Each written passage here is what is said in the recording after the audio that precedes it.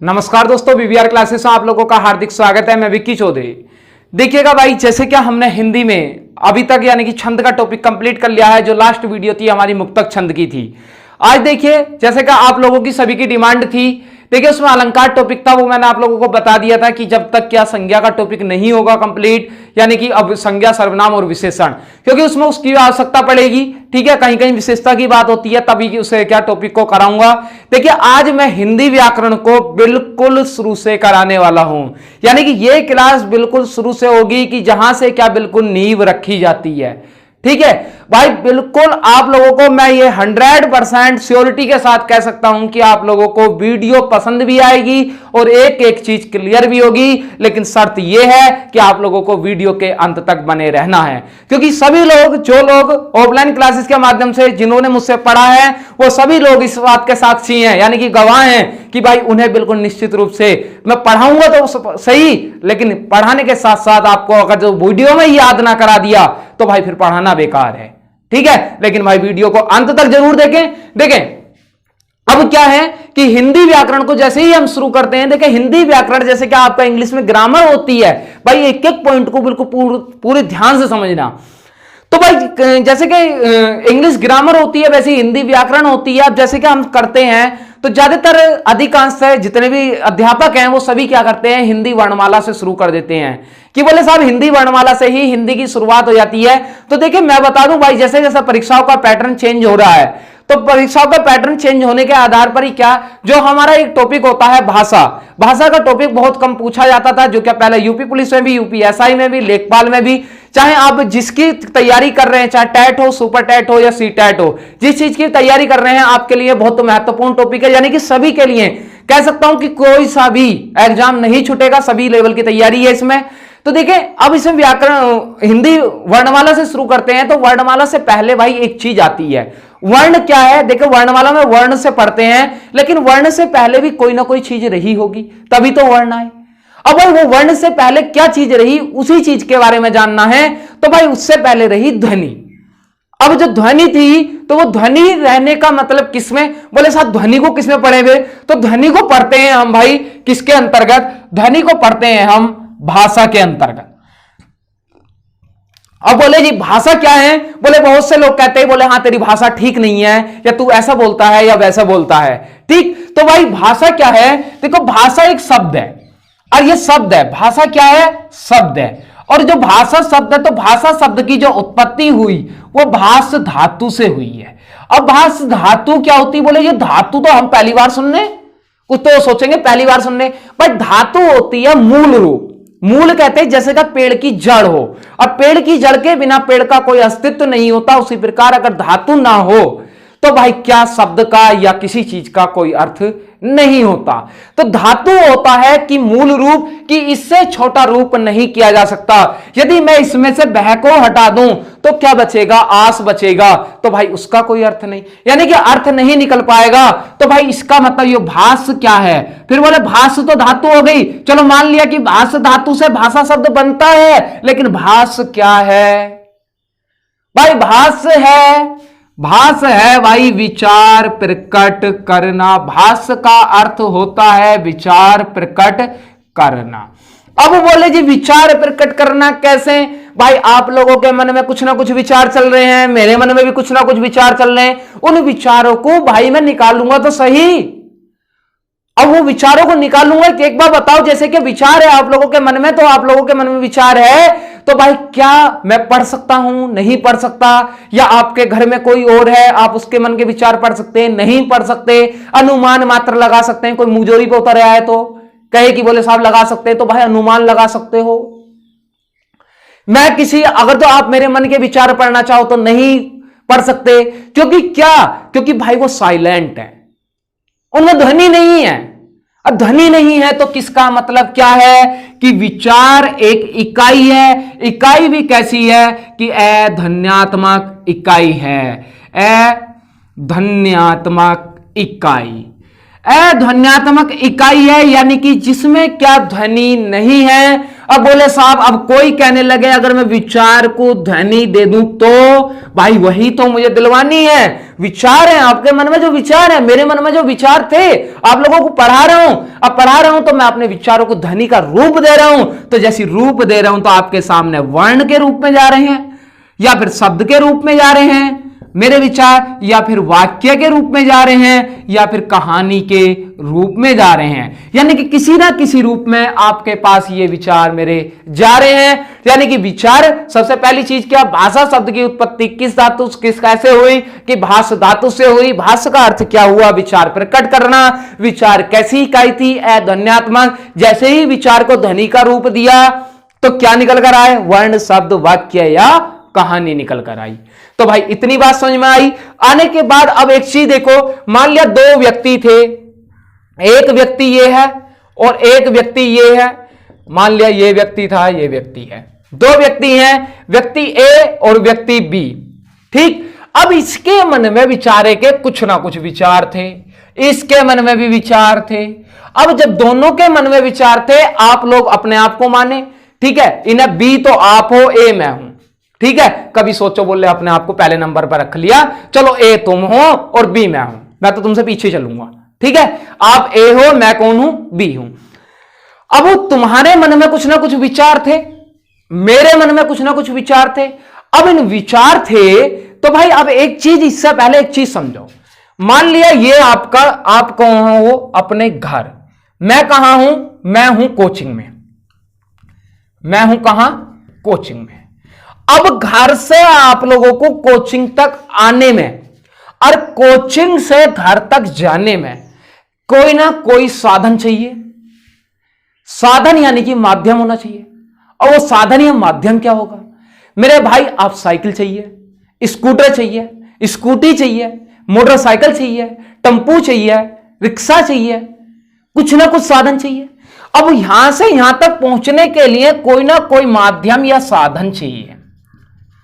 अब जब माध्यम या साधन चाहिए तो भाई ऐसे ही क्या, जो एक यानी कि आपके मन में विचार थे और मेरे मन में विचार थे, तो मैं अपन दोनों के यानी कि जैसा कि मैं अपने मन के विचार आप लोगों तक पहुंचा रहा हूं और आप लोग अपने विचार मेरे मन तक पहुंचा रहे हैं, तो उसी विचारों के आदान प्रदान यानी कि एक दूसरे को दे तो रहे हैं अपने विचार, आदान प्रदान का जो माध्यम होता है वही क्या कहलाता है, भाषा कहलाता है। भाई भाषा की परिभाषा मैं उम्मीद करता हूं कि बेहतरीन तरीके से याद होगी ये सब भूल नहीं पाओगे। ऐसी समझना कि क्या, कि जैसे क्या आप घर से जाते हैं को माध्यम या साधन की आवश्यकता होती है, चाहे बस हो, टेम्पू हो, कुछ भी हो, तो भाई ऐसे ही विचारों के आदान प्रदान के माध्यम को क्या कहते हैं, हम भाषा कहते हैं। भाई बहुत अच्छा टॉपिक है, बहुत मजा आने वाला है सच में। देखें आगे चलें तो भाई इतनी बात क्लियर हो गई होगी, मुझे पूर्णतः उम्मीद है कि बोले भाषा की परिभाषा भी, कि भाषा की परिभाषा क्या हो गई, विचारों के आदान प्रदान के माध्यम को क्या कहते हैं, भाषा कहते हैं। भाई मैं हर चीज बोर्ड पे नहीं लिख सकता वरना बहुत समय लग जाएगा, वीडियो काफी लंबी हो जाएगी। देखिए मैं अच्छे से तभी समझा पा सकता हूं, आप बिल्कुल कॉपी पेंसिल लेकर बैठे, आप बिल्कुल हाथ के हाथ लिखते चलें कि मैंने जैसे भाषा की परिभाषा बोली कि भाषा के आदान प्रदान के माध्यम को क्या कहते हैं, भाषा कहते हैं। ठीक है, विचारों के आदान प्रदान के माध्यम को क्या कहते हैं, भाषा। भाई इसी तरीके स्ट्रक्चर बनाकर याद कर लें तो फिर याद करने की कहीं दिक्कत ही नहीं है, इधर से और बना लेना साइड में। ठीक, अब आता है कि बोले साहब भाषा की इतनी बात तो हो गई, लेकिन भाषा जो होती है, बोले भाषा की कौन सी की बात कर रहे हो तुम, भाषा तो हिंदी भी होती है, भाषा अंग्रेजी भी होती है, भाषा उर्दू भी है, भाषा संस्कृत भी है, भाषा फारसी भी है, भाषा तुर्की भी है। मैं यहां बात कर रहा हूं, सभी भाषाओं की बात कर रहा हूं, मैं किसी एक विशेष भाषा की बात नहीं कर रहा, मैं यहां सभी भाषाओं की बात करना चाहता हूं। तो सभी भाषाओं की बात भाई मैं किस प्रकार से करूं, तो देखिए अब जब भाषा है तो भाई भाषा को बोले साहब सीखे कैसे, चलो भाषा मान ली ऐसा है कुछ, लेकिन भाषा को हम सीखे कैसे, तो भाषा को सीखने के मनोवैज्ञानिक तथ्य हैं मेरे भाई, यानी कि मनोवैज्ञानिक तथ्य हैं, मनोवैज्ञानिक तथ्य है भाई। भाषा को सीखने के मनोवैज्ञानिक तथ्य हैं, और वो किस प्रकार से हैं, तो तथ्य हैं मेरे भाई 3 हैं। यानी कि किसी भी भाषा को आपको सीखना है तो उसके लिए मनोवैज्ञानिक जो होते हैं उन्होंने 3 तथ्य दिए हैं कि आप अगर इन 3 तथ्यों का पालन करते हैं तो आप किसी भी भाषा को पूर्णतः सीख सकते हैं। परंतु कैसे, कौन कौन से तथ्य हैं वो, उन पर ही तो बात करनी है।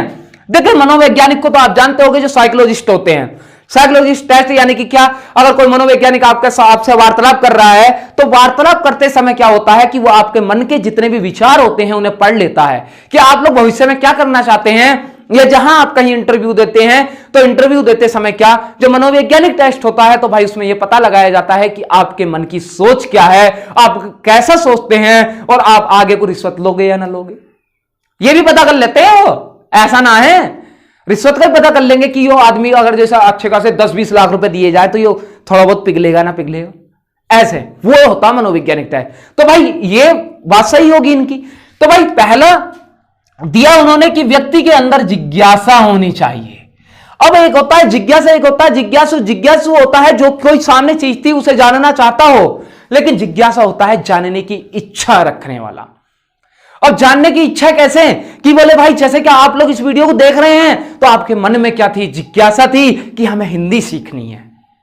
अब हिंदी सीखनी है, आपके अंदर की जो इच्छा थी उसे ही क्या कहते हैं, जिज्ञासा कहते हैं। अगर ऐसे भी बात समझ में ना आए तो भाई इन 3 पॉइंट आएंगे, तीनों पॉइंटों को मैं एक उदाहरण से जोड़ देता हूं।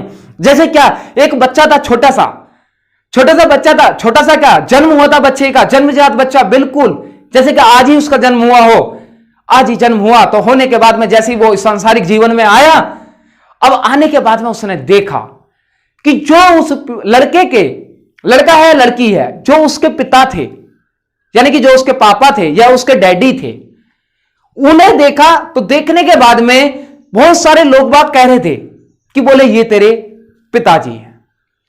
अब उनमें से उस लड़के की यानी कि जो उसके पिताजी थे उनकी माताजी आई तो वो कह रही हैं बोले बेटा, मतलब जो आदमी, मान लिया ये आदमी क्या था, ये ए बी का पिता था। ए क्या था बता, ऐसा उल्टा हो जाएगा, रीजनिंग में देख लो, ठीक है। बी किसका पिता है, ए का। अब इस बी को इसकी माताजी आकर कह रही है बेटा, इसका भांजा आएगा, कोई कह रहा है ऐसा मामा, कोई इसे फूफा कह रहा है, कोई इसे मौसा कह रहा है, कोई इसे चाचा कह रहा है, कोई इसे ताऊ कह रहा है। तो ये वाला जो बच्चा था जिसे क्या दुनियादारी से भी कोई मतलब नहीं था, उसने कुछ नहीं सीखा था, तो उसके मन में विचार आया, बोले यार ये चल क्या रहा है, कोई तो तुझे कह रहा है, इसका मान लिया कोई बड़ा भाई था वो इसे पापा कह रहा, बोले तुझसे वो कह रहे हैं तू पापा कह, कोई चाचा कह रहा, कोई नाना कह रहा, कोई ताऊ कह रहा, कोई कुछ कह रहा, कोई कुछ कह रहा। तो इसके मन में जिज्ञासा उठी, इसने जानना चाहा, और जानना चाहा तो इसने पूछा, मतलब हालांकि आप स्टोरी के माध्यम से समझें, मैं समझाने की कहां कोशिश कर रहा हूं। तो इसने जानना चाहा कि वास्तव में ये व्यक्ति मेरा कौन है, क्योंकि कोई तो पिता, कोई दादा कह रहा, कोई नाना कह रहा, कोई ताऊ कह रहा, कोई चाचा कह रहा, कोई मामा, कोई मौसा, तो भाई ये व्यक्ति वास्तव में मेरा है कौन। तो भाई इसने क्या, यानी कि जिज्ञासा हुई, तो इसकी दादी ने, इसकी मम्मी ने बताई ये तेरे क्या है, पापा हैं। अभी तेरे पापा हैं, तो भाई इसने क्या करा, उसी व्यक्ति ने शुरू किया क्या, अनुकरण। अनुकरण होता है मतलब जैसे कि आप लोगों को सिखाया गया आप वैसा ही बिल्कुल सीख जाएं। यदि इसे क्या, इसे व्यक्ति को जिसका जन्म हुआ था, अगर इसे सिखाया गया कि बोले तेरे पापा हैं, तो अनुकरण कहेगा। अनुकरण में क्या करेगा, ये पापा ही बोलेगा।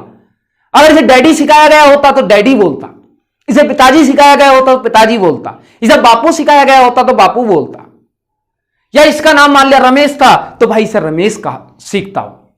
तो उसने क्या, जिज्ञासा, उसने जानना चाहता तो उसके बता दिया कि बोले ये कौन है, पिताजी तेरे। तो उसने क्या किया, अनुकरण, पिता ही बोलना शुरू करा। और जब पिता बोलना शुरू करा और अंत में होता है क्या, अभ्यास, और वो उस चीज का बार बार निरंतर दोहरान करता रहा, तो यानी कि उसे पक्का याद हो गया। तो यही भाषा को सीखने का है कि अगर आपको भाषा सीखनी है तो आपके अंदर जिज्ञासा होना चाहिए। जिज्ञासा यानी जानने की इच्छा होनी चाहिए। अनुकरण, जैसा आपको बताया जाए वैसा आपको सीखना चाहिए। और अभ्यास यानी कि बार बार उसका निरंतर दोहरान करते रहोगे तो आप किसी भी भाषा को सीख सकते हो, चाहे हिंदी हो, अंग्रेजी हो, उर्दू हो, फारसी हो, कोई सी भी हो। बात समझ में आ गई होगी। इस चीज में किसी को कोई डाउट नहीं होना चाहिए, मुझे लगता है ऐसा अच्छे तरीके समझ में आ गई होगी। अब आती है बात अगली, क्या, इससे अगली बात आती है कि भाषा को भाई यहां लिख दें कि भाषा की कुछ विशेषताएं होती हैं। बोले भाषा की साहब विशेषताएं कैसे कैसे होंगी, तो भाई भाषा की कुछ विशेषताएं होती हैं। उन विशेषताओं पर मैं जिक्र करूं तो भाषा की 6 विशेषताएं होती हैं। अब 6 विशेषताएं कैसे होंगी, इसी बच्चे को ध्यान में रखना। इस बच्चे से पूरी भाषा कंप्लीट करा दूंगा। अब कैसे, देखिए जैसे क्या, अब वो बच्चा था तो बच्चे ने क्या, सबसे पहली होती है हमारी अर्जित संपत्ति। अर्जित संपत्ति। अब अर्जित संपत्ति का मतलब क्या होता है? अर्जित का मतलब होता है इकट्ठा करना, और संपत्ति मतलब यानी कि संपत्ति का मतलब है यहां भाषा से, यानी कि भाषा उस बच्चे ने कहां से इकट्ठी करी, मतलब इकट्ठी करनी शुरू करी किससे? जो उसकी दादी थी, उसके पापा थे, उसके चाचा थे, उसकी मम्मी थी, यानी कि उसके जो घर परिवार के लोग थे, इकट्ठी करनी शुरू करी, यानी कि भाषा इकट्ठी। क्योंकि भाई वो जन्मजात नहीं है भाषा, भाषा जन्मजात होती तो वो पहले से कहता चला आता, बोले ये मेरे पापा है, मेरे दादा है, मेरे मामा, शुरू से कहता चला आता। लेकिन उसने क्या भाई नहीं जानता था, नहीं जानता था तो उसने भाषा को इकट्ठा किया, अर्जित करी। और अर्जित कहां से करी? वो थी कैसी हमारी प्रक्रिया, वो थी मेरे भाई प्रक्रिया कैसी? सामाजिक प्रक्रिया द्वारा। और सामाजिक प्रक्रिया कैसे? क्योंकि भाई जो उसका घर है, समाज है, गांव है, मोहल्ला है, तो भाई वहीं से तो इकट्ठा किया, और कहीं से तो नहीं लाया। किसी के मोहल्ले में बिल्कुल क्या, अगर तो मान लिया किसी के बिल्कुल बहुत संस्कारी थे सभी, तो भाई उसने संस्कार सीखे, अच्छा बना। किसी के मोहल्ले में सारे ही गुंडे थे, बदमाश थे, गालियां देते, दारू पीते थे, तो भाई वो भी वैसे सीख गया। क्या हो गई? सामाजिक प्रक्रिया। और जो सामाजिक प्रक्रिया हुई तो बोले तीसरा क्या होगा? तीसरा है इसका अंतिम स्वरूप नहीं है, अंतिम स्वरूप नहीं है, भाषा का अंतिम स्वरूप नहीं है या नहीं होता। क्यों? क्योंकि भाई भाषा निरंतर बदलाव होते रहते हैं। जैसे कि मैं आप लोगों को बता दूं, सबसे पहले भाषा कौन सी थी? संस्कृत थी। संस्कृत को दो भागों में बांटा गया, संस्कृत को दो भागों में बांटा गया। एक तो हुई कौन सी? वैदिक, और दूसरी कौन सी हुई? दूसरी हुई मेरे भाई लौकिक। अब जब दो भाषाएं हो गई, एक वैदिक हो गई, एक लौकिक हो गई, तो लौकिक के वैदिक भाषा कठिन थी इसलिए हमने छोड़ दी, लौकिक क्या थी? आसान थी इसलिए हमने पकड़ ली। अभी बताऊंगा क्यों पकड़ी और कैसे पकड़ी। लौकिक के बाद पाली, अपभ्रंश, मगधी, सोरसानी आने के बाद में, तब बाद में अंत में आकर कौन सी आई? हमारी हिंदी आई। अगर इसमें बदलाव ना होता, परिवर्तनशील ना होती हो, यानी कि अगर जो क्या इसका अंतिम स्वरूप होता, तो भाई ये संस्कृत वैदिक पे ही लटकी हुई होती, लौकिक ना आती। अंतिम स्वरूप है इसका मतलब, अंतिम स्वरूप है तो चौथी विशेषता क्या है इसका मतलब? परिवर्तनशील है मेरे भाई, परिवर्तनशील है, परिवर्तनशील है। इसका मतलब इसमें बदलाव होता है। अरे बदलाव होता है, लेकिन पांचवी कंडीशन क्या कहती है? पांचवी कंडीशन कहती है साहब अंतिम स्वरूप तो नहीं है, मानते हैं, लेकिन इसका मानक स्वरूप जरूर है, इसका मानक स्वरूप जरूर है। अब मानक स्वरूप है भाई, मानक स्वरूप जरूर है। मानक स्वरूप का मतलब होता है, मानक का मतलब होता है भाई कोई सांचा, कोई ढांचा, यानी कि कह दें जैसे कि मैं अगर जो ये लिखा मैंने इस प्रकार से, तो आप मुझे बता सकते हैं मैंने क्या लिखा है? नहीं बता सकते। कोई कहेगा चीत मकोड़े कर दिए, चीत मकोड़े बोलते हैं, ठीक है, बोले उल्टा सीधा कुछ बना दिया। अगर जो क्या, अगर मैं इसे लिखूं इस प्रकार से, तो आप सभी पढ़ सकते हैं मैंने क्या लिखा है, क्या लिखा। अब कह लिखा, मेरे मन का जो विचार था वो मैंने भी यहां भी कह के माध्यम से लिखा, लेकिन परंतु क्या आप समझ नहीं पाए? क्यों? क्योंकि आप इसे जानते हैं कि इस तरीके की कोई आकृति बनकर आएगी या स्ट्रक्चर बनकर आएगी तो वही क्या कह कहलाएगी। तो भाई अब क्या, यानी कि मानक होता है, यानी कि कोई भी वर्ण लिखना है तो उसका एक अपना रूप होता है, उसका एक अपना ढांचा होता है। तो भाई इसके लिए इसका मतलब पांचवा क्या हो गया? मानक स्वरूप है। और लेकिन छठा क्या होगा? छठा होता है सबसे बढ़िया, कठिन से सरल की ओर, कठिन से सरल की ओर। भाषा जो जाती है वो कहां जा लेकर जाती है? हमें कठिन से सरलता की ओर लेकर जाती है। वो कैसे? देखें, अब ये संस्कृत थी, संस्कृत में एक भाषा हुई थी वैदिक, एक हुई थी लौकिक। अब देखिए संस्कृत भाषा थी, संस्कृत भाषा को सभी भाषाओं की जननी कहा जाता है, और क्या हिंदी भाषा की जननी भी कौन सी भाई? संस्कृत भाषा है। तो संस्कृत भाषा पहले वैदिक थी। वैदिक में मतलब था जो भी ऋषि मुनि हुआ करते थे वो ऋषि मुनि क्या अपनी भाषा में लिखा करते थे। अब वो अपनी भाषा में लिखने के बाद उसमें क्या था कि जो भी सामाजिक जीवन में जीने वाले व्यक्ति थे, यानी कि आम व्यक्ति जो थे, वो उनकी बात को समझ नहीं पाते थे या उस भाषा को नहीं पढ़ पाते थे, यानी कि उनके लिए वो कठिन थी। अच्छा, कठिन थी सिर्फ क्या? जो उनके पास शिक्षा ग्रहण करने जाते थे, जो ऋषि मुनियों के पास शिक्षा ग्रहण करने जाते थे, भाई वही उस चीज को पढ़ पाते थे। जो बेचारे मजदूर थे गांवों में, शहर में या जहां भी थे, जो क्या उन ऋषि मुनियों से शिक्षा ग्रहण नहीं की, वो भाई वो कुछ भी लिख कर देते, वो कभी उनकी बात नहीं समझ पाते थे। तो इसलिए कुछ लोगों ने क्या किया कि बोले साहब वैदिक भाषा को और जो उनकी आम भाषा थी, दोनों भाषाओं को जोड़ने का प्रयास किया। कि बोले ऐसा क्यों ना कर दें, इन्होंने इसे वैदिक भाषा को, मान लिया कोई मुझ जैसा ही व्यक्ति था या आप जैसा ही व्यक्ति था जो वैदिक भाषा को भी जानता था और भाई आपकी आम व्यक्तियों की भाषा को भी जानता था, तो उसने उस वैदिक भाषा को आम भाषा में ट्रांसलेट करना शुरू कर दिया, उसका रूप परिवर्तन करना शुरू कर दिया। और जब रूप परिवर्तन शुरू करा तो वो मिक्स हो गई, और मिक्स हो गई तो वो कैसी कहलाई? लौकिक कहलाई। अब लौकिक भाषा वैदिक से सरल हो गई कि नहीं हो गई? और जब सरल हो गई तो लौकिक भी कुछ लोगों को कठिन लगने लगी। लौकिक के बाद पाली, अपभ्रंश, मगधी, शोरसैनी, इसी तरीके से वो आसान करते चले गए और अंत में हिंदी को हमें सबसे आसान कर दिया। तो भाई ये क्या है? ये छठी विशेषता है जो कठिन से सरलता की ओर लेकर जाती है। एक और उदाहरण दे दूं, वो कठिनता से सरल की ओर कैसे? क्योंकि जब मैंने टॉपिक लिखा था भाषा, आप लोग सोच रहे होंगे कि बोले साहब हमने तो कभी पढ़ा नहीं, बहुत कठिन टॉपिक होगा। लेकिन क्या, जैसे ही मैंने ये सारी चीजें आप लोगों को बहुत ही बेहतरीन तरीके से समझाया तो आपको अब क्या लगने लगी? सरल लगने लगी। तो भाई ये विशेषता होती है कि क्या कठिन से सरलता की ओर। उम्मीद करता हूं बात क्लियर हो गई होगी। अब बात क्लियर हो गई हो, भाई वीडियो बढ़िया लग रही हो तो भाई लाइक और शेयर जरूर कर देना।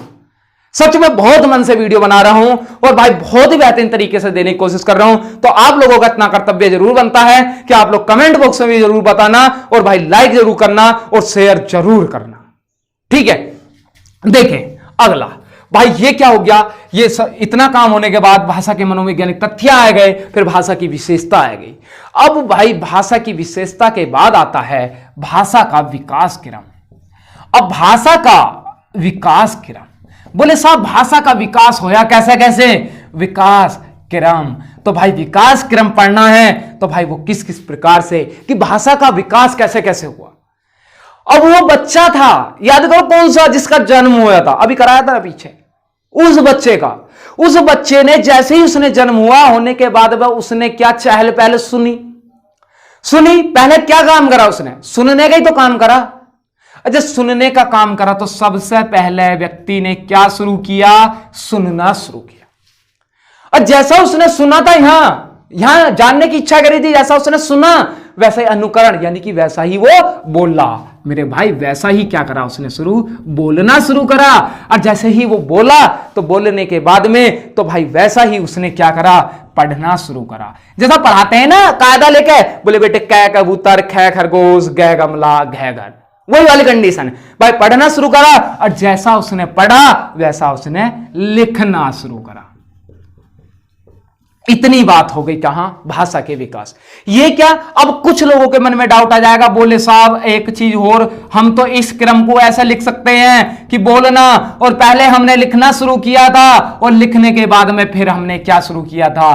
पढ़ना शुरू किया था। भाई वो भी गलत नहीं है, वो बिल्कुल मारियम मॉन्टेसरी जैसी सोच रखते हैं। ये बात, ये वाला जो भाषा का विकास क्रम दिया वो किसने दिया? वो दिया मेरे भाई मारियम मॉन्टेसरी ने। मारियम मॉन्टेसरी के अनुसार भाषा का विकास क्रम पूछे तो सुनना, बोलना, लिखना और पढ़ना। अगर भाई किसके ऐसे ही पूछ ले कि भाषा का विकास क्रम, तो सुनना, बोलना, पढ़ना व लिखना। उम्मीद करता हूं बात बहुत अच्छे तरीके से समझ में आ रही होगी। अगली बात, अब इतना काम हो गया होने के बाद अब बात करते हैं कि भाषा के प्रकार। भाषा के प्रकार, कि भाषा के कितने प्रकार हैं, कि भाषा होती कितने प्रकार की है? तो भाई भाषा होती है 3 प्रकार की। देखिए क्या 3 प्रकार की? पहली कौन सी होती है? पहली होती है मौखिक, मौखिक भाषा। और भाई दूसरी कौन सी होती है? लिखित भाषा। अब आप लोग, कुछ लोग जो क्या ऑफलाइन माध्यम से पढ़ने वाले हैं, वो सोच रहे होंगे, बोले गुरुजी इस चीज को तो तुम पहले पढ़ाते थे। भाई पहले पढ़ाता था, अब बात वो भी सही थी, बात ये भी सही है। अब भाई टॉपिक ही तो उठाना है। अगर यहां से इतनी बात समझ में आई तो भाषा का विकास क्रम होया, तभी तो हम बोलना लिखना सीखेंगे। ठीक है, तो भाई ऐसा अच्छा लग रहा है तो ऐसा बता दे। ठीक है, अगला तीसरा होता है कौन सा? सांकेतिक भाषा। सांकेतिक भाषा। अब मौखिक भाषा क्या होगी, लिखित क्या होगी, सांकेतिक क्या होगी? तो देखिए मुख्यतः भाषा के प्रकार की बात करते हैं तो मुख्यतः प्रकार आते हैं कितने? 2, जिसमें क्या मौखिक और लिखित भाषा होती है। अगर कुल बात करता है तो कितने होते हैं? 3 होते हैं। मौखिक भाषा क्या होती है? भाई उस व्यक्ति को याद करो, यानी कि क्या ए और बी बनाए थे? ए आप थे, बी मैं था। विचार थे, अब वो विचार थे, जैसे कि अब मैं आप लोगों के सामने बोल रहा हूं, तो यानी कि क्या अपने विचारों को मुख द्वारा आप लोगों तक पहुंचाने की कोशिश कर रहा हूं, पहुंचा रहा हूं, और आप लोग भली भांति उस चीज को समझ रहे हैं, तो वही माध्यम यह क्या कहलाता है, वही माध्यम मौखिक भाषा कहलाता है। अब बोले साहब लिखित क्या होगी फिर? लिखित क्या कि मैं अपने विचारों को बोर्ड पर लिख रहा हूं, अब मैं बोलूं ना कुछ, सिर्फ लिखे लिखे जाऊं और लिखे जाऊं, और आप लोग उसे पढ़कर अपनी आंखों से देखकर यानी कि उसे पढ़कर ग्रहण करें। भाई विचार तो ये भी थी जो लिखे, उन्हें आप पढ़कर बोलू ना, सिर्फ पढ़ो आप, मैं लिखूं और आप पढ़ो, तो भाई वो कौन सी भाषा कहलाएगी? लिखित भाषा। अब मेरे साथ सांकेतिक कौन सी होगी? सांकेतिक होगी, ये क्या कह रहा हूं मैं, लाइक कर दो वीडियो को, ऐसा कहते हैं ना कि लाइक, तो भाई ये वाला थंबनेल किसका होता? लाइक का होता। तो भाई वो कौन सी, ये कौन सी होगी? सांकेतिक। मैं बोला भी नहीं था, लिखा भी नहीं था, मैंने सिर्फ ऐसे कर दिया, तो भाई क्या हो गया? क्या हो गया? सांकेतिक भाषा हो गई। अब इसके उदाहरण देख ले भाई, उदाहरण किस किस प्रकार से होते हैं। देखें, मौखिक भाषा में वो पूछ लेता है कि क्या रेडियो द्वारा समाचार सुनना किस भाषा के अंतर्गत आता है? तो भाई किस भाषा के अंतर्गत? भाई मौखिक भाषा के। अब वो पूछ ले कि टेलीफोन द्वारा वार्तालाप करना किस भाषा के अंतर्गत आता है? भाई टेलीफोन, मोबाइल फोन नहीं कह रहा, मोबाइल फोन में वीडियो कॉल भी हो जाएगी। टेलीफोन जो रिसीवर चलते थे, भाई उसमें कौन सी भाषा का प्रयोग होगा? मौखिक का। और लिखित का क्या होगा? कि समाचार पत्र यानी कि अखबार में किस भाषा का प्रयोग किया जाता? अखबार में भाई वो दूसरा आदमी अपने विचार छाप कर दे रहा है, तुम आंखों से देखकर पढ़ रहे हो, ना कोई डाउट है ना कोई कुछ है, जैसा लिख दिया आपको पढ़ना ही है, आपको खुद समझ। वो लिखित भाषा, पत्र पत्रिकाएं जिसे लिखते हैं वो लिखित भाषा। सांकेतिक भाषा कौन सी होगी? सांकेतिक भाषा होगी मेरे भाई कौन सी? यानी कि जैसे कि आपने देखा होगा, कहीं रास्ते से गुजर रहे हैं आप, कहीं भी जहां के बत्ती लगी हुई होती है यानी कि रुकने के लिए, जो भी रेड लाइट, ग्रीन लाइट और येलो लाइट होती हैं, वहां पे जो चौराहा बना होता है उसमें एक पुलिस वाला खड़ा हुआ होता है, और वो पुलिस वाला सवारियों को चलने के और रोकने के लिए भाई इशारे करता है, बोले तुम रुक जाओ तुम चलो, ऐसा करता है ना, बोले अब तुम रुक जाओ तुम चलो, बोले तुम रुक जाओ और तुम चलो, ऐसा करता है ना। तो वो क्या वहां गला फाड़ फाड़ का थोड़ी कहेगा, बोले तू रुक जा भाई तू चल, भाई वहां क्या? सांकेतिक। और सांकेतिक भाषा जो होती है अपने विचारों को एक संक्षिप्त रूप में देने का सबसे अच्छा माध्यम है। वो कैसे?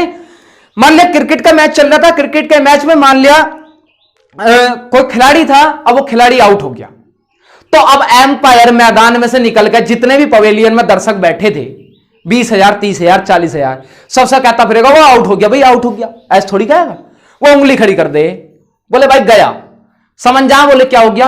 आउट हो गया। ठीक है, तो भाई क्या, यानी कि बहुत सारे लोगों तक अपने विचार को पहुंचाना सांकेतिक भाषा बहुत अच्छा कार्य करती है। अब इसमें से अगर वो पूछ ले कि सबसे कठिन व सबसे सरल भाषा कौन सी है, तो भाई इसमें से मौखिक सबसे सरल और सांकेतिक सबसे कठिन मानी जाती है। और वो क्यों? क्योंकि भाई अगर क्या मौखिक यानी कि अपने विचारों को जितना व्यक्ति मुख द्वारा यानी कि बोलकर समझा सकता है उतना अच्छा, ना तो लिखकर ना संकेत द्वारा समझा सकता। सांकेतिक कठिन क्यों है? अब मान लिया आपकी दादी हैं या आपके दादा हैं, उन्हें मैच दिखाने बैठा दो, अब एम्पायर ऐसा करे या ऐसे करे या ऐसे करे, जब उन्हें कुछ पता ही ना तो उनके समझ में आ जाएगी क्या? आ जाएगी भाई? नहीं आने। अब मैं आप लोगों से कह दूं ऐसे कर दिया, अब क्या कुछ तो समझेंगे, बोले कह रहे कुछ ना है। अब मैं ऐसे कर रहा हूं तो मैं कहूं कि बोले गर्मी लग रही है मुझे, अब ऐसा कहूं तो बोले हां, बोले आप लोग नहीं समझ पा रहे। ठीक है, बहुत सारे क्वेश्चन। अब मैं ताली बजा दूं, ताली बजा दी, अब ताली बजाने में क्या हो गया भाई? ताली बजाने से आप लोग कह सकते हैं कि बोले हां आपको बहुत अच्छा लग रहा है। ताली बजाने का ये मतलब हो सकता है कि मैं आप लोगों से कह रहा हूं मेरी ओर ध्यान केंद्रित करो। ताली बजाने के बहुत सारे मतलब निकाल सकते हैं। तो भाई इसलिए सांकेतिक भाषा क्या होती है? सबसे कठिन। सांकेतिक भाषा को सिर्फ वही व्यक्ति समझ सकता है जो उस बात से पहले से ही परिचित था, लेकिन मौखिक भाषा को भाई हर कोई व्यक्ति समझ सकता है, क्योंकि वो अपने विचारों को मुख द्वारा प्रकट करेगा और वो बिल्कुल वैसा ही माहौल बनाकर लेकर जाएगा कि बोले हां इसके समझ में अच्छे से आ जाए। लिखित भाषा क्या होगी फिर? बोले जी सबसे सरल मौखिक बता दी, सबसे कठिन सांकेतिक बता दी, तो फिर हम लिखित को कहां लेकर जाएं? मेरे भाई लिखित दोनों में लेकर जाओ, कौन सी दिक्कत आ गई? अब मान लिया कोई व्यक्ति अगर जो अच्छे से लिखना जानता है, हिंदी भाषा से सही से परिचित है, तगड़ी करके जानता है भाई, तो उसे तो भाई तुम कैसी पत्रिका दे दो, कैसा ही कुछ दे दो, वो पढ़ेगा ही। लिख भी सकता है, पढ़ भी सकता है। अगर लिख सकता है, पढ़ सकता है तो उसके लिए तो सरल। अब किसी अंग्रेज को उठा लाओ, लाने के बाद में उसे दे दो कविताएं, जो मैंने मुक्तक छंद पढ़ाए थे, बोले समंदर पीर का है अंदर, ठीक है, तो भाई वो समझ ही ना पाएगा, उसके लिए क्या लगेगा, कठिन लगेगा, ठीक है। अब उसके बाद में अगर जो आप लोगों के साथ ये कंडीशन हो जाए, आप लोगों को इंग्लिश की कोई पत्रिका दे दी जाए तो आप लोग बहुत कठिनाई से पढ़ोगे, लेकिन अगर हिंदी की दे दी जाए तो आप सरलता से पढ़ोगे। वही चीज अंग्रेजी की पत्रिका को अंग्रेज आसानी से पढ़ लेंगे। तो भाई ये निर्भर करता है व्यक्ति के ऊपर। जो व्यक्ति अगर तो भाषा को अच्छे तरीके से जानता है, जिस भाषा को, तो उसके लिए तो सरल है, अगर जो नहीं जानता तो उसके लिए क्या है, कठिन है। तो लिखित भाषा कठिन व सरल दोनों होती है। अब देखते हैं अगली चीज क्या आती है। अगली चीज आती है भाई क्या, देखिए भाई एक बार आप लोग इसका स्क्रीनशॉट ले लीजिएगा, मैं रब करूंगा फिर, ठीक है भाई। अब इसके बाद क्या, ये हो गया, इधर इधर वाला कर देते हैं ना, यहीं आ जाएगा, यहां से कंप्लीट हो जाएगा आज। जब भाषा का टॉपिक कंप्लीट करा के ही छोड़ूंगा, बिल्कुल अच्छा लग रहा होगा भाई, उम्मीद करता हूं। देखिए अब आता है कि भाषा है कितनी, भाषा कौन कौन सी भाषा, यानी कि कहते हैं ऐसे संवैधानिक रूप में, संवैधानिक रूप में भाषा के प्रकार ये कितने हैं, 3। एक तो कौन सी होती है, सर्वप्रथम होती है हमारी मातृभाषा, मातृभाषा। दूसरी होती है हमारी राज्य भाषा, बहुत बढ़िया भाई। तीसरी होती है राष्ट्रभाषा। आज आप लोगों को इनके अंतर भी बता दूंगा होता क्या है। शायद आप लोगों को बहुत कम ही पता होगा कि राष्ट्रभाषा क्या है, राज्य भाषा क्या है, मातृभाषा क्या है। अब इससे पहले आप लोगों ने एक चीज पढ़ रखी होगी शायद कि 14 सितंबर 1949 को हिंदी भाषा को मातृभाषा और राजभाषा के रूप में दर्जा प्रदान किया गया, यह दर्जा मिला था, यह पढ़ा होगा। अब भाई 14 सितंबर 1949 को, 14 सितंबर, अब भाई सितंबर था और क्या था, 1949 को मातृभाषा या राजभाषा के रूप में दर्जा प्रदान किया गया। अब एक बार बताना, एक चीज और पढ़ी होगी कि क्या भाई 26 नवंबर 1949 को संविधान क्या किया गया था, अंगीकृत यानी बनकर तैयार हुआ था। कब हुआ था, 26 नवंबर 1949 को। और भाई 14 सितंबर 1949 को क्या हुआ था, हिंदी भाषा को मातृभाषा या राज्य भाषा के रूप में दर्जा प्रदान किया गया था। अब बोले साहब मातृभाषा क्या होगी, राजभाषा क्या होगी, राष्ट्रभाषा क्या होगी। देखिए अब भाई मातृभाषा होती है, मातृ का मतलब क्या होता है, माता से, यानी कि मां द्वारा सिखाई गई भाषा को क्या कहते हैं हम, मातृभाषा। राज्यभाषा किसे कहेंगे, मां या परिवार द्वारा सिखाई गई भाषा को क्या कहते हैं, मातृभाषा। चाहे लिख दूं भाई मां या परिवार के द्वारा, मां या परिवार, अरे भाई परिवार ही लिखा जा रहा है, परिवार के द्वारा सिखाई गई भाषा कौन सी होगी, मातृभाषा। राज्य भाषा कौन सी होगी, राज्य भाषा होगी कि हमारे देश के प्रशासनिक कार्यों की जो भाषा होगी वो कौन सी होगी भाई, प्रशासनिक कार्यों की भाषा जो होगी वो भाई कौन सी, वो भाई राज्य भाषा होती है, जिसमें हमारे देश के प्रशासनिक कार्य चलते हैं। राष्ट्रभाषा क्या होगी, राष्ट्रभाषा होगी कि देश के अधिकांशतः व्यक्तियों द्वारा, देश के अधिकांशतः व्यक्तियों द्वारा बोली जाने वाली भाषा कौन सी होगी भाई, राष्ट्रभाषा होगी। देश के अधिकांशतः व्यक्तियों द्वारा बोली जाने वाली भाषा राष्ट्रभाषा, और राज्यभाषा देश के प्रशासनिक कार्यों की भाषा राज्यभाषा। मातृभाषा मां या परिवार के द्वारा सिखाई गई भाषा। अब देखो 14 सितंबर को ही दर्जा क्यों मिला, मुझे बताओ तो सही। पढ़ तो लिया, लेकिन भाई इसकी सारी कहानी जान लोगे ना तो जीवन में ना भूल पाओगे, सच बता रहा हूं। अब वो कैसे हैं देख लो। ऐसा हुआ था कि एक बार बताओ, जब हमारा देश था भाई 14 सितंबर 1949 से पहले, तो इसका मतलब क्या है, भाषा होगी ही नहीं। भाषा तो थी लेकिन उसे दर्जा प्राप्त नहीं था, प्रदान नहीं किया गया था। अब जब दर्जा प्रदान नहीं किया गया तो इसका मतलब क्या कि हमारे देश के जो प्रशासनिक कार्य थे वो हमारी भाषा में न चलते होंगे। अब जब हमारे देश के न चलते होंगे कार्य, तो भाई हमारे देश के जो कवि हुए भाई उन्होंने बहुत मेहनत करी, वो बेचारे रात दिन लगे रहे। उन्होंने कहा जब हिंदुस्तान है, हिंदुस्तान की भाषा हिंदी है, तो भाई हमारे देश के कार्य भी हिंदी भाषा में ही चलने चाहिए। अब क्या था, क्यों करा, कैसा विचार आया? कोई गया थाने में रिपोर्ट लिखवाना गया, कोई उर्दू में लिख कर दिया, कोई अंग्रेजी में लिख कर दिया, कोई फारसी में, कोई तुर्की में, जिसका जो मन था लिख कर दिया, कहा रहा चल रहा काम। तो उन्होंने कहा यार हम जब हमारे देश की भाषा हिंदी है तो हमारे देश में कम से कम इतना तो काम हो जाए कि कम से कम एक ही भाषा में तो लिख के दे दे सब। हालांकि अब अंग्रेजी में करने लगे, लेकिन भाई जो वास्तविकता है वो बता रहा हूं आप लोगों को।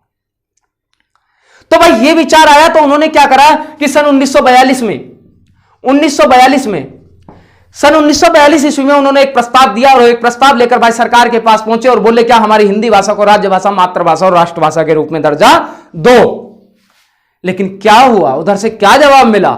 जवाब ये मिला, इनसे पूछा, जब 5 महान कवि गए थे, अब 5 गए थे भाई, इन्होंने आपस में डिस्कस नहीं करा था कि बोले हाँ भाई, अगर आपसे पूछने लगे कि बोले हाँ भाई वर्णों की संख्या कितनी रखोगे, यानी कि क्या क्या रखोगे, तो किसी ने बताया बोले साहब हम तो 44 वर्ण रखेंगे, किसी ने कहा 49, किसी ने कहा 52, किसी ने कहा कितने 45, बोले इतने वर्ण रखेंगे। तो उन्होंने कहा कि बोले यार तुम मातृभाषा, राज्यभाषा, राष्ट्रभाषा के रूप में दर्जा प्रदान लेना आए गए, तुम्हें ये अभी तक ये निश्चित ना आप वर्ण कितने रखोगे। अब कोई हमसे पूछने लगे, अगर हम किसी को सिखाने लगे तो कितने वर्ण सिखाएंगे भाई? तो ये बेचारे मुंह लटकाए भजे चले आए। और भजे चले आए तो इन्होंने आने के बाद में फिर क्या, बिल्कुल पूरा जोर लगा दिया, बोले अब क्या देखेंगे, अब का कैसा ना होगा काम। उन्होंने भाई वर्णमाला का गठन कर दिया, वर्णमाला बनाएगा धरती, बोले साहब वर्णमाला इतनी करेंगे। तो इन्होंने 44 वर्ण लिए सर्वप्रथम वर्णमाला में, जिसमें से 11 स्वर लिए और 33 व्यंजन लिए, टोटल मिलाकर 44 वर्ण लिए। और लेने के बाद में ये इसके 4 वर्ष बाद और 4 वर्ष बाद यानी कि 1946 में फिर उसके पास ही पहुंच गए, बोले अब आ जा, अब बता। तो ये 1946 में वहां पहुंचने के बाद में भाई इनकी बात को स्वीकार कर लिया गया, और स्वीकार करने के बाद में कहा कि बोले जाओ अभी हमें थोड़ा सा समय चाहिए।